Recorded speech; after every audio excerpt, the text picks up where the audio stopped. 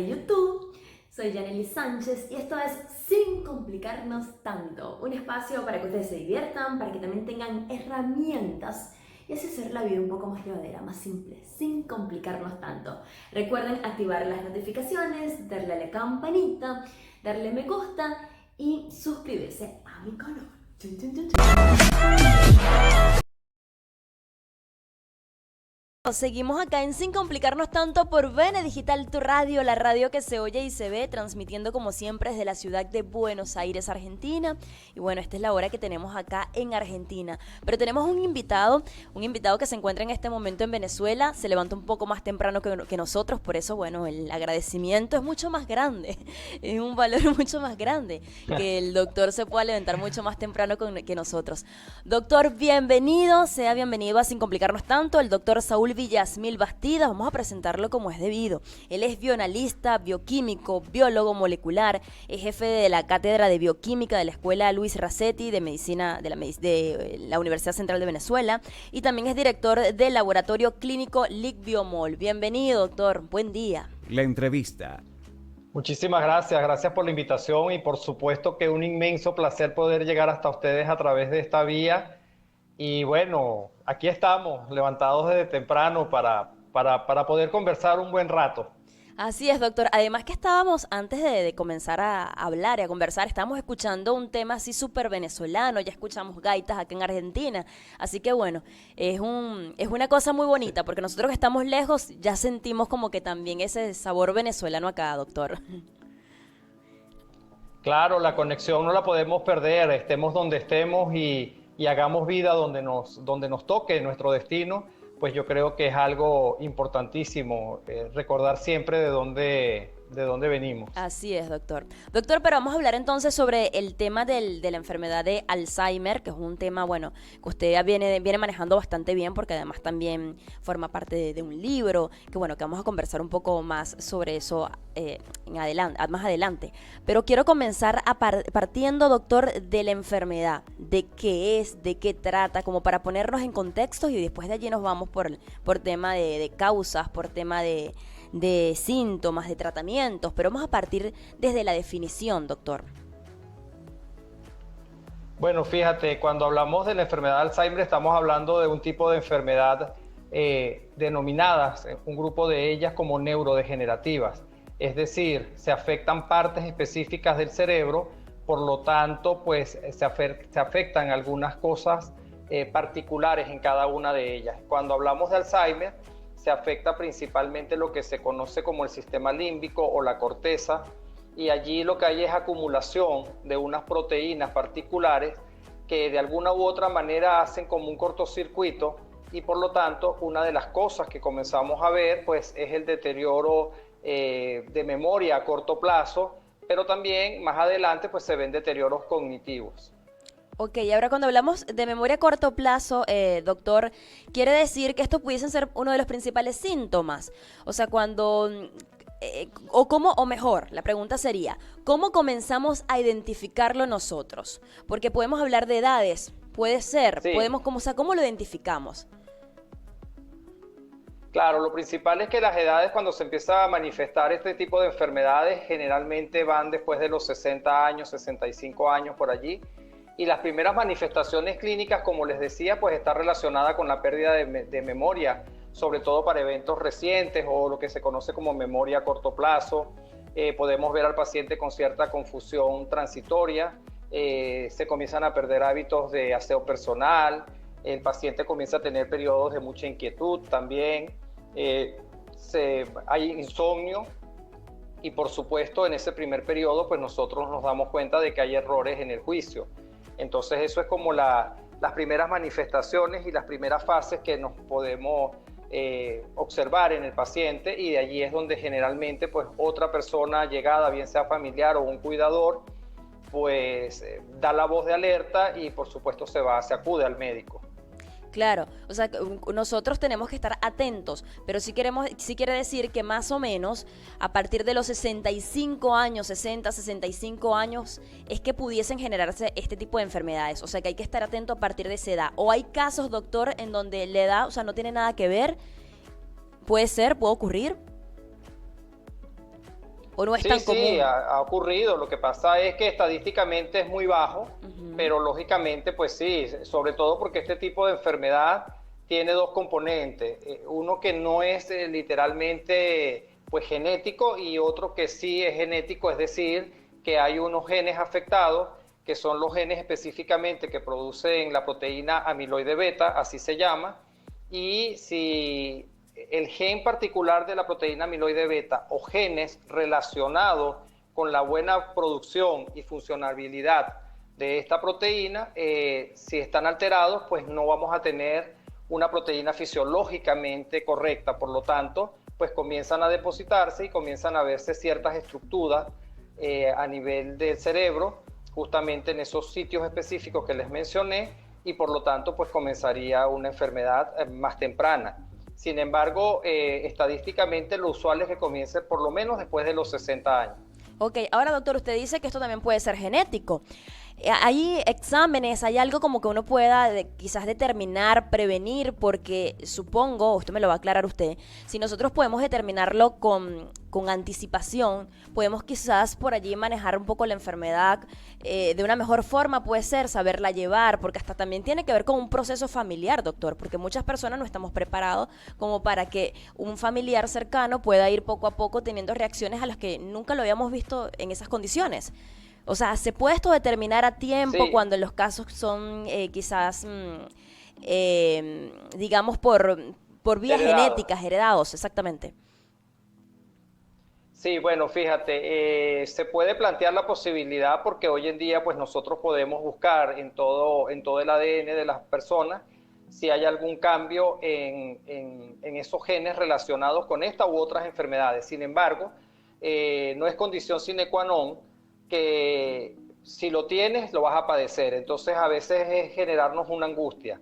Lo otro es que por supuesto cuando uno hace como el pedigrí familiar, ver qué familiares de primer grado, es decir, padre, madre, abuelos, tíos, han padecido la enfermedad y por supuesto de allí pues tomar ciertas previsiones.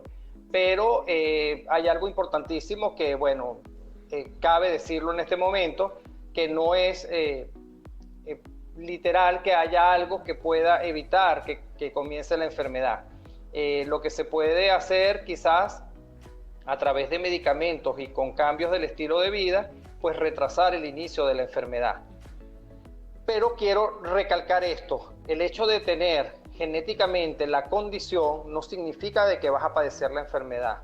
Igual que en esta enfermedad, igual que en el cáncer de mama o el cáncer de próstata quizá, que están relacionados directamente con la herencia, no es necesario decir que si tienes el gen, vas a tener la enfermedad. Pero bueno, por supuesto que la probabilidad va a ser mayor que en una persona que no tenga la enfermedad o que no esté cursando con enfermedades como hipertensión arterial o a cosas así, que contribuyen de alguna manera a que pueda llegarse a esta enfermedad de Alzheimer. Doctor, ¿y cómo se puede retrasar la aparición de la enfermedad? Es decir, ¿cuáles pudiesen ser nuestras rutinas, nuestros hábitos, que supongo que también tiene que ver un poco con la alimentación? O sea, ¿cómo podemos poner hasta en ejercicio nuestra memoria? O sea, ¿hay algunos tips que usted nos pueda brindar como para estar un poco más activos y quizás la enfermedad, quienes tengan esos genes, no puedan aparecer, o quizás la enfermedad no aparezca? O sea, ¿cómo podemos nosotros manejar eso? Sí, claro, fíjate, yo me dedico un poco más a la parte de investigación, tengo Ujú. que ser franco en eso, la Ok. parte clínica pues la manejan médicos especialistas en la enfermedad, pero de lo que yo he leído, por ejemplo, hacer juegos de mesa, hacer sudokus, estar bien acompañado, tener vida social activa, porque sobre todo en las personas ancianas pues se tiende a estar más solo, los demás más jóvenes tienen que trabajar, producir o simplemente este es un señor o una señora ya más grande, pero en general es eso, hacer ese tipo de actividades. Y lo que me llamó la atención, lo último que leí, que me pareció además muy bonito, Ujú. es justamente que el aprender otro idioma contribuye mucho por lo menos al retraso, porque cuando tú vas aprendiendo, el cerebro tiene una particularidad que es la plasticidad, es decir, él se va adaptando y va haciendo nuevas conexiones para que en esas conexiones pues haya el aprendizaje. Entonces, aparentemente eso contribuye bastante a mantener al paciente bastante en el sitio, en el momento, y que no se vayan tan rápidamente desde el punto de vista de memoria. Entonces, eso de verdad que a mí me llamó muchísimo la atención y lo he repetido en varias oportunidades, porque al igual que, por ejemplo, la enfermedad de Parkinson, que es otra enfermedad neurodegenerativa, para los pacientes se ha descubierto que hacer bicicleta estática, cuando terminan la sesión, pues los temblores disminuyen enormemente y pueden hacer parte de su vida bastante normal sin necesidad de acudir a medicamentos, ¿no? Sin embargo, bueno, para todas las enfermedades pues se ha buscado la manera, o bien sea de detenerla o de que no aparezca o de evitar, mejor dicho, su aparición. Sin embargo, bueno, para este tipo de enfermedades pues hasta ahora no se ha logrado. Claro, y también este tipo de enfermedades, doctor, como le decía anteriormente, tiene que ver mucho con el tema familiar. O sea, es un tema porque son gente que no están acostumbrados o se encuentran con casos como este y no saben qué hacer, no saben cómo manejar eso. Ustedes tienen un libro, usted tiene un libro. ¿Qué maneja? ¿Qué podemos encontrar en este libro?